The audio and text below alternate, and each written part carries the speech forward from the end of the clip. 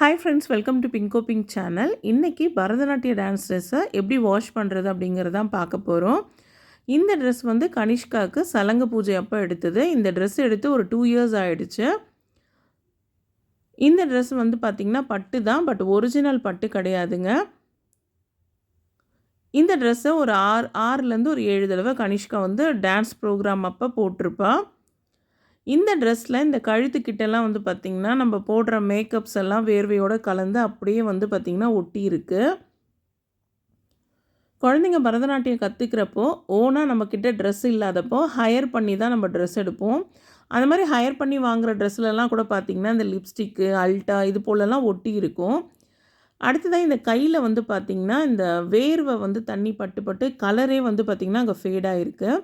Dance ட்ரெஸ்ஸை பொறுத்த வரைக்கும், அதாவது பட்டு துணியாக இருந்தால், பட்டு சாரியாக இருந்தாலும் சரி, நம்ம எங்கேயாச்சும் வெளியில் போயிட்டு அதை கட்டிட்டு வந்துட்டு நம்ம நிழலில் உணர்த்துவோம். ஸோ அந்த வேர்வை, அந்த ஈரம் அதெல்லாம் வந்து அந்த மாய்ஸ்சரெல்லாம் போனதுக்கப்புறமா அயர்ன் பண்ணி நம்ம வந்து வச்சுருவோம் அதை வந்து கட்டுறதுக்கு. நானும் அது மாதிரி தான் இந்த ட்ரெஸ்ஸை வந்து மெயின்டைன் பண்ணிகிட்டு இருந்தேன். பட் இப்போ வந்து பார்த்திங்கன்னா ரொம்ப வந்து அந்த வேர்வை அதெல்லாம் வந்து பார்த்திங்கன்னா அழுக்கான மாதிரி இருக்குது. இதெல்லாம் வந்து பார்த்திங்கன்னா அல்ட்டா, நம்ம கையில் அல்ட்டா வைக்கிறப்போ படுற கரைகள் தான். ஸோ இந்த எல்லோவில் வந்து இந்த பிங்க் பார்டர் இருக்கிறதுனால அந்தளவுக்கு பெருசாக வந்து அது தெரியலை. பட்டு துணியை பொறுத்த வரைக்கும் சீக்கிரத்தில் வந்து தண்ணியில் போடக்கூடாதுன்னு சொல்லுவாங்க. ஏன்னா அந்த ஜரி, அதுக்கப்புறம் அதோட ஷைனிங் இதெல்லாம் போயிடும். அதனால தான் வந்து கடைகளில் வந்து ட்ரை வாஷ் கொடுப்பாங்க. அப்படி இல்லைன்னா இந்த கரைகளுக்கெல்லாம் வந்து ஆயில் வாஷ் எல்லாம் கொடுப்பாங்க. நான் வந்து பார்த்திங்கன்னா கேள்விப்பட்டிருக்கேன், கடைகளில் வந்து ஆயில் வாஷ் அந்த கரைக்கு மட்டும் வந்து பார்த்திங்கன்னா ஆயில் வாஷ் எல்லாம் பண்ணுவாங்க. ஏன்னா நல்லா பளபளப்பாக தெரியணும் அப்படிங்கிறதுக்காக. அடுத்ததாக பேண்ட்டில் வந்து பார்த்திங்கன்னா இந்த கால் பகுதி வர இடத்துலையும் வந்து பார்த்திங்கன்னா அழுக்காகும்.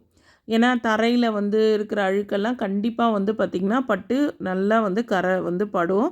ஸோ உள்ளே வந்து லைனிங் துணி இருக்கிறதுனால நம்ம வந்து இதை வந்து வாஷ் பண்ணுறது ரொம்பவே ஈஸி.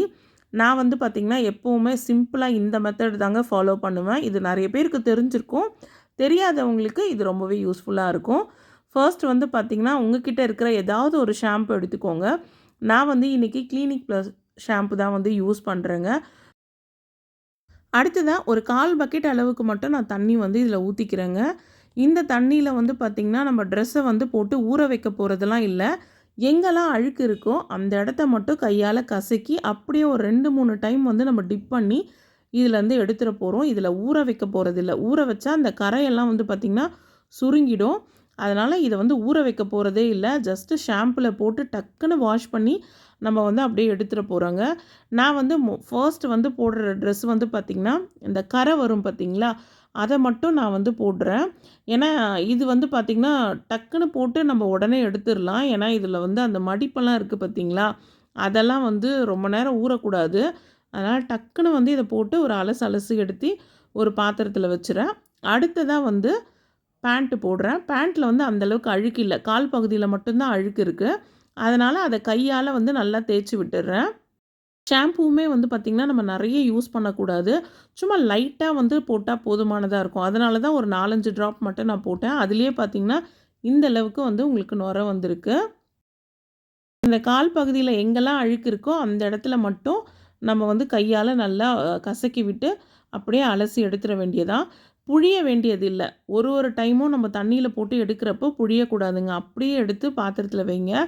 இப்போவே வந்து பார்த்திங்கன்னா அந்த கலர் வந்து கொஞ்சம் மாறிடுச்சு. அந்த தண்ணியோட கலர் வந்து மாறிடுச்சு. இதில் இருக்க லைனிங் துணியாக இருக்கட்டும், இல்லை இதுக்கு மேலே இருக்கிற அந்த பட்டு துணியாக இருக்கட்டும், எதுலேருந்து அந்த கலர் வருதுன்னு தெரியல.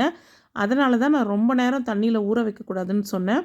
அடுத்ததாக மேலே வரக்கூடிய ப்ளவுஸு, இதுலேயும் வந்து பார்த்திங்கன்னா இந்த கை பகுதியில் இருக்கிற அழுக்கை வந்து நான் கையால் கசக்கி எடுத்துட்டேன். இப்போவே பாருங்கள் தண்ணியோட கலர் வந்து மாறிடுச்சு.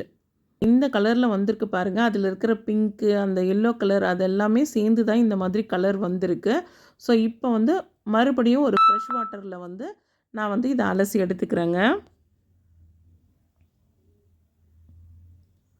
ஃபஸ்ட்டு நம்ம எதை வந்து போட்டோமோ அதையே மறுபடியும் நான் வந்து அலசி எடுத்துக்கிறேன். இதே போல் ஒவ்வொரு ட்ரெஸ்ஸையும் வந்து நம்ம அலசி எடுத்துக்கலாம். எடுத்துகிட்டு ட்ரெஸ்ஸை வந்து புழியாதீங்க. புழிஞ்சிங்கன்னா ரொம்ப சுருக்கமாயிடும். அதுக்கப்புறம் அயர்ன் பண்ணுறதுக்கு கொஞ்சம் கஷ்டமாக இருக்கும். அந்த மடிப்பெல்லாம் வந்து கலைஞ்சு போயிடும். நான் அயனிங்கும் வந்து பார்த்திங்கன்னா கடையில் கொடுக்கறதில்ல, நானே தான் பண்ணுறேன். அதனால் இந்த பட்டு துணியை பொறுத்த வரைக்கும், டான்ஸ் ட்ரெஸ்ஸை பொறுத்த வரைக்கும் நீங்கள் அப்படியே அலசி அப்படியே எடுத்துருங்க. மற்ற துணியெல்லாம் வந்து புழியறது வந்து ஓகே தான். பட் டான்ஸ் ட்ரெஸ்ஸை வந்து புழிய வேண்டாம். அப்படியே கொஞ்ச நேரம் தண்ணி ஈர விட்டுட்டு நம்ம அப்படியே துணியை வந்து நம்ம காய வச்சிடலாம். நான் அப்படியே போட்டுட்டேன் பாருங்கள். இப்போ அவ்வளோதான் ஃப்ரெண்ட்ஸ். ஈஸியாக வந்து நம்ம இதை வந்து வாஷ் பண்ணியாச்சு. இப்போ இந்த ட்ரெஸ்ஸில் இருக்கிற அந்த வேர்வை, கரை அதெல்லாம் வந்து பார்த்திங்கன்னா கம்ப்ளீட்டாக வந்து போயிடுச்சு. வீட்டுக்கிட்ட வந்து பார்த்திங்கன்னா வெயில் வந்து அந்தளவுக்கு இருக்காது. ஸோ இது வந்து பார்த்திங்கன்னா நிழல்லையே தான் காஞ்சிக்கிட்டு இருக்கு. இப்போ இந்த ட்ரெஸ் எல்லாம் வந்து பார்த்திங்கன்னா காஞ்சிச்சு. இப்போ நான் வந்து உங்களுக்கு காமிச்சிட்ருக்கேன் பாருங்கள். இந்த கழுத்துக்கிட்ட இருக்கிற அந்த மேக்கப் கரெல்லாம் ஓரளவுக்கு போயிருக்கு. அடுத்ததான் நம்ம இந்த கைக்கிட்ட இருக்கிற அந்த கரையெல்லாம் வந்து பார்ப்போம். இது வந்து பார்த்திங்கன்னா அந்த இடத்துல கலர் வந்து பார்த்திங்கன்னா ஃபேட் ஆகிருக்கு பாருங்கள். இது நம்ம வாஷ் பண்ணுறப்ப தான் நமக்கு தெரியுது. டான்ஸ் ட்ரெஸ்ஸை பொறுத்த வரைக்கும் கைக்கிட்ட தான் வந்து உராய்வு வந்து ஜாஸ்தியாக இருக்கும். அதனால தான் சீக்கிரத்தில் அந்த இடத்துல மட்டும் ஃபேட் ஆகிடுது. அடுத்ததாக பேண்ட்டை வந்து பார்க்கலாம். பேண்ட்டில் வந்து பார்த்திங்கன்னா கால் பகுதியில் வந்து அழுக்கு எல்லாமே கம்ப்ளீட்டாக போயிடுச்சு. டான்ஸ் ட்ரெஸ்ஸை நம்ம தண்ணியில் போட்டதுனால கொஞ்சம் சுருக்கம் வந்து அதிகமாக இருக்குது. இதெல்லாம் வந்து அயர்ன் பண்ணிட்டா வந்து உங்களுக்கு நீட்டாகிடும்.